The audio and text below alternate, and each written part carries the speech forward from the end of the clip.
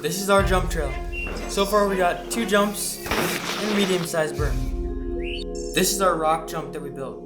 We made it with the slabs that we already had on our property and made it to blend in with the rest of our yard.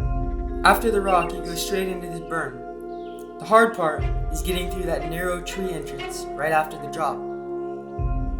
After the berm, you go into this step down. It's a decent-sized gap and it's a lot of fun. After you hit this step down, you go into a gap jump. And this gap jump sends you straight into a sharp, steep berm. The berm was so sharp that even I had a hard time going around it. So we got to work. We started digging to make the berm bigger so you can ride it with more and more speed. Once we finished digging, we had to start packing it down to get it ready for riding. But first we had to do a little bit more scraping to get the shape just right. Once we got the berm shaped, we had to smoothen out the dirt and pack it evenly. We invited over our cousin Isaac to help us with the berm and the track. He also helped film and helped us to get some really good shots. The time lapse made it look fast, but this actually took us about 2 hours to do. James desperately wanted to ride the berm, but he had to wait until it was dry.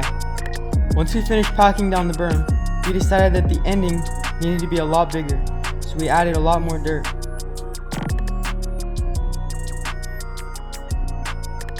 Once you come around this berm, you're going to get yourself into this section. It's very rooty and there's tons of weeds that we're going to have to cut through. It's going to be a hard work. The trail is very uneven, so we had to get in it with an axe and cut away.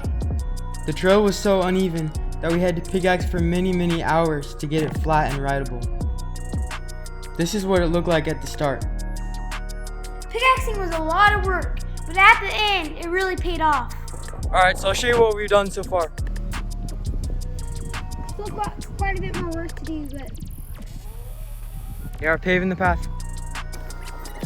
after all the hard work, we finally made some good progress.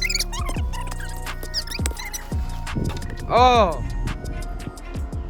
Everything was running as we problem? planned until we ran into a root. It was so big that it was like as big That's as a my big foot. root right there. Yeah, we're gonna have to build a jump over that. Alright, I think so. Is there any more roots? And yes there was. Lots and lots of roots. In fact, there were so many roots that we had a hard time shoveling all of them. After removing some of the roots, we had to do some more raking. And it made it like ground coffee. Then we had to do James's favorite job, pickaxing. More pickaxing to get the trail level on all the rough parts. Making the dirt like ground coffee makes it so it compacts easy. Alright, so sadly my phone ran out of memory, so we got some missed footage, but I'll show you the progress. It was in the forecast to rain, so we had to go extra speed. So we kept digging and digging until a clear path was outlined.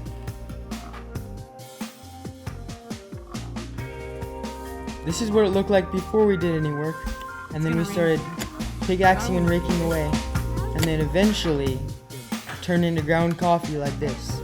Very nice soft dirt for riding. Trail's looking pretty good, so now we just have to step on it to compact it.